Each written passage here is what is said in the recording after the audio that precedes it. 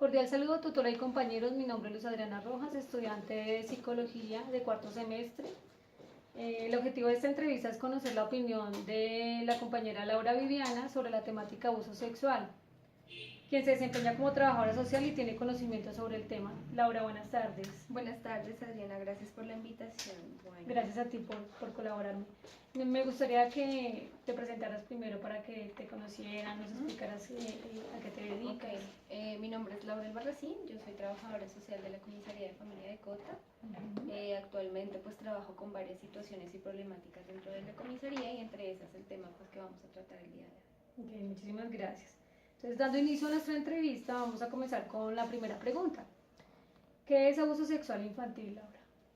Bueno, pues el abuso sexual infantil tiene varios significados. Entre esas, inicialmente, pues son actos donde pasas o sobrepasas algún límite. En este caso estamos hablando de niños, ¿no? De niños o niñas. No solamente estamos hablando de una situación física, sino también estamos hablando de pronto de algunas situaciones donde se manipula al niño, donde hay tocamientos o palabras de contenido sexual. Eso es lo que podría definir como abuso sexual. Ok, segunda pregunta. ¿Dónde se presenta con mayor frecuencia la problemática de abuso sexual infantil y por qué?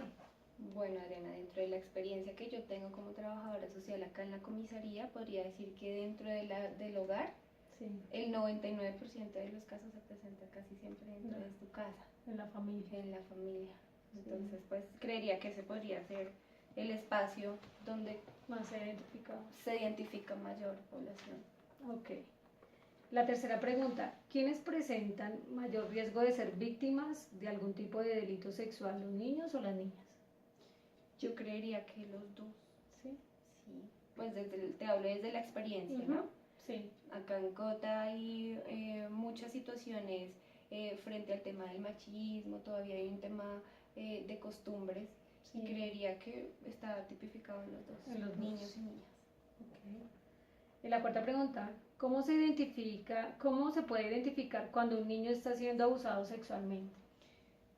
Yo creo que eso se identifica dentro de los retrocesos que los niños han tenido dentro de su ciclo vital, digámoslo así. El primero creo que es el más conocido, que es el descontrol de esfínteres.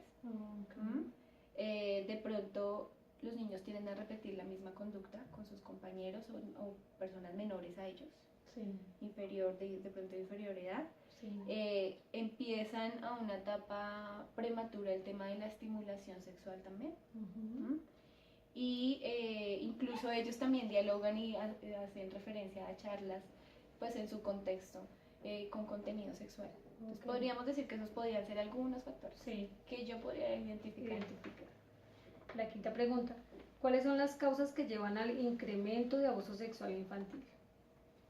Al incremento del abuso sexual infantil. Del abuso sexual. Yo creo que la falta de divulgación o la falta de información dentro de la familia en cuanto a la denuncia. Creería que es más enseñarle a la familia, incluso a los mismos niños, que existen varias situaciones que son anormales y que nosotros tenemos que denunciar. Eso podría ayudarnos a de pronto disminuir el tema del abuso sexual. Y lo que haría falta. Más sea información, que se divulgue un poco más y que también la familia se apropie del tema y le enseñe a su hijo. A sus hijos.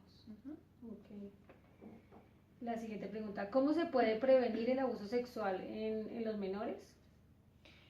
Bueno, estamos hablando ligada a la otra, prácticamente, ¿no? Estamos hablando del tema de la divulgación. Digamos que podríamos disminuir el tema del abuso sexual en niños y niñas por medio de las campañas, no solamente para los papás, sino en general en todos los contextos que están los niños.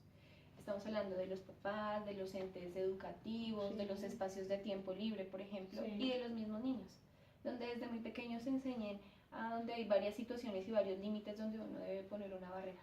Y siempre divulgarlo y siempre decir qué es lo que está pasando. Abiertamente hablar con ellos. Entonces eso también tiene que ver pues dentro de la familia, que yo empiece a inculcarle a mi hijo que tiene que contarme toda esa serie de situaciones. El tema de los canales de comunicación, la confianza, el diálogo. Siguiente pregunta, ¿cuáles son las reacciones de estrés postraumático que genera un abuso sexual en un menor? Yo creería que iría también ligado al tema que yo te contaba de cuando el niño tiene retroceso, con el tema del control de esfínteres, Sí, de sus actitudes. sí. Nosotros digamos que podríamos decir que lo podemos identificar cuando un niño tiene ansiedad, por ejemplo, O depresión. depresión, rasgos de depresión, Sí. que pues no podemos decirlo así abiertamente que se identifique. Sí. Yo creo que dificultades para conciliar el sueño, Ok. pesadillas, Sí. problemas de alimentación incluso. Ujú. El tema del aislamiento social creo que es un tema o una causa donde uno logra identificar eso. Ese tipo de... Incluso es muy constante dentro de los niños que tú ves. Me ha pasado dentro del tema de los casos que se han presentado dentro de la comisaría, Sí. y ese puede ser una causa donde casi todos los niños lo manifiestan, y es donde yo me aíslo de los demás. Y después quiero volver a entrar al grupo social y lo analizo y lo veo por otra situación y busco aprobación desde otro lado.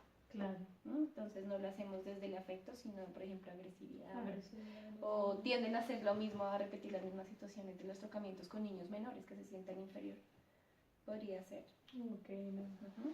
¿Cuáles son las rutas o entidades competentes a las que debe acudir los padres para hacer seguimiento a estas víctimas de abuso sexual infantil? Pues inicialmente conocemos como el ICBF, el Sí. instituto.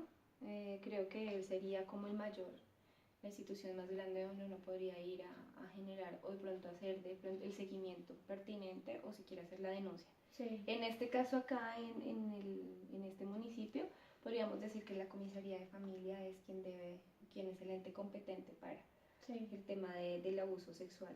Luego pues se hace el tema de toda la ruta e inicialmente se hace pues, la vinculación con fiscalía, que es Sí, donde nosotros directamente. enviamos el tema de médico legal Sí. o médico sexológico, que es lo que conocemos para los niños menores de edad, y ellos pues deben hacer todas las remisiones pertinentes para EPS y el seguimiento psicológico por EPS. Podríamos decir que esa podría ser la ruta. La hacemos. Y por último, ¿qué recomienda usted como trabajadora social a los padres para controlar y evitar que sus hijos sean víctimas de abuso sexual?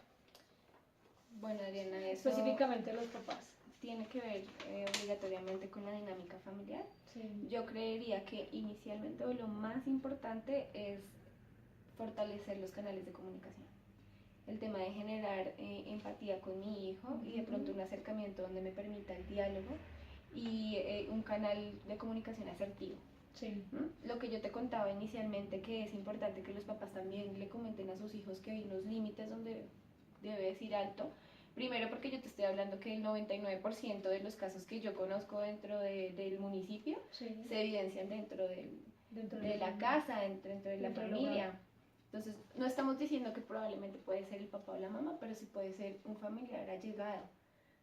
Entonces ahí es donde se debe identificar y se debe formar a su hijo, donde los límites sean claros. La comunicación asertiva o los canales de comunicación son muy importantes.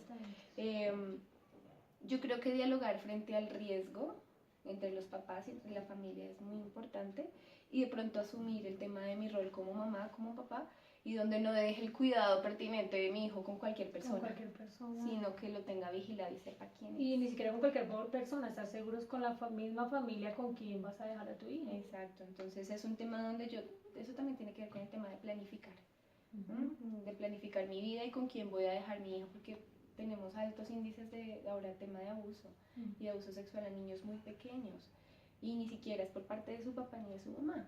Vemos que, por ejemplo, las dinámicas familiares son muy disfuncionales porque los papás son personas menores de edad. Okay. Imagínate. Entonces, donde ellos tienen que pues, seguir con su rumbo y su vida. Entonces, sigue una chica de 15 años pues estudiando en el colegio, intentando terminar su colegio, y se encuentra con el tema es que a mí me tocó dejarlo con mi papá o con mi padrastro porque son familias disfuncionales, y resulta que esta es una persona abusadora.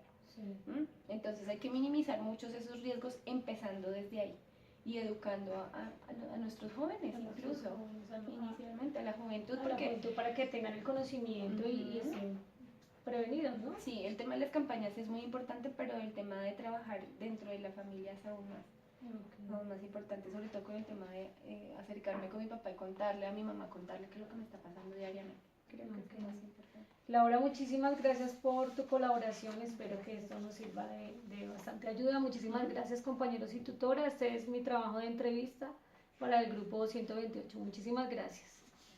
Gracias, Laura.